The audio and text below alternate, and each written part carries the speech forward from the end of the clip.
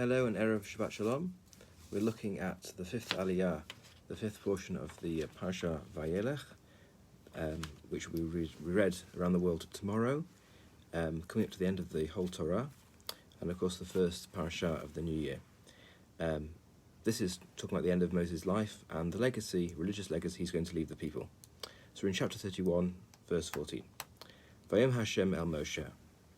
God says to Moses, Hein karvu yamecha lamus. The time has come for you to die. Kra es Yoshua v'tziatzvu b'ohel moed. Call Joshua and present yourselves at the tent of meeting. Present yourselves at the tabernacle. Yatzavenu, and I will instruct him. From Tzav, command. Vayeilech Moshe, and Moses went, v'Yoshua v'tziatzvu, and also Joshua, and they presented themselves b'ohel moed in the tabernacle.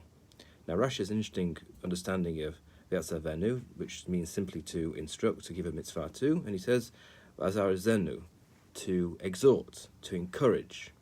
Zrizus is enthusiasm, to enthuse up for his coming role.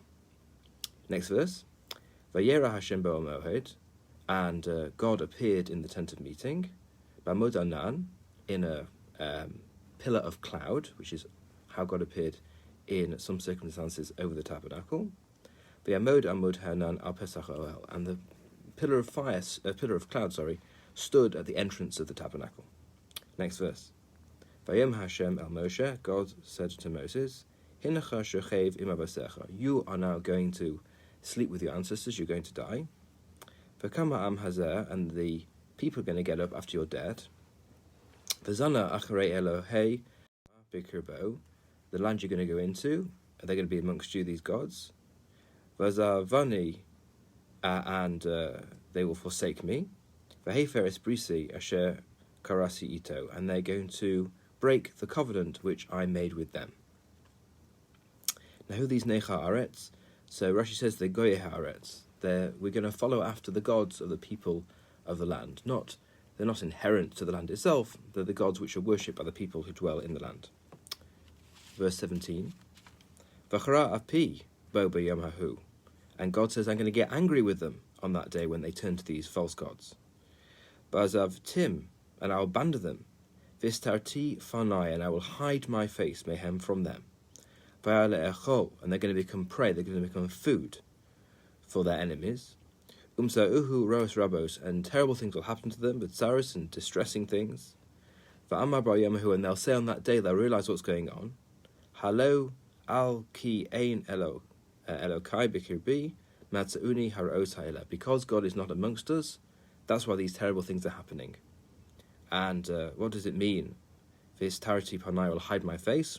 Kamosha eini roer b'sarasam, as though I do not see their distress. So God will comport himself in a way as if he does not see their distress, and therefore does nothing to help their distress. Verse 18. Vanachi Haster astir panai, and I will surely hide my face. This is a very powerful theological concept, the idea that when bad things happen to the Jewish people, we're not necessarily being directly punished, but God is at least withdrawing from history and allowing world forces simply to take effect without intervening. So I will surely hide my face, b'yom hahu, on that day, al kol hara asher asa, on account of the evil which the Jewish people have done, ki fana Elohim acherim, who have turned to other gods. And verse 19. Ata, now, God says to Moses, Kisfu lachem es hashir hazos, write down this shirah, this song, this poem. Rather beautifully, the whole Torah is described as a song. V'lamda es b'nei Yisrael, and teach it to the children of Israel. Teach them the Torah, so they don't go astray. Ufihem, v'sima b'fihem, and place it in their mouths. Make it totally familiar to them. Leman tieh li hashira hazos le'ei b'nei Yisrael. And here's the sting. In order that this song, the Torah, should be a witness for me against the Jewish people. Don't say you weren't warned. Don't say you weren't told how to behave, because I gave you the Torah and I told Moses to teach it to you. Now, as I said, the broad understanding of Shirah is the whole Torah. Rashi also has a more narrow understanding. What's the Shirah? Hazinu hashemayim ad v'chiper ad maso amo. It's going to be the next parasha, the last parasha that we read on regular Shabbat, Hazinu. That is the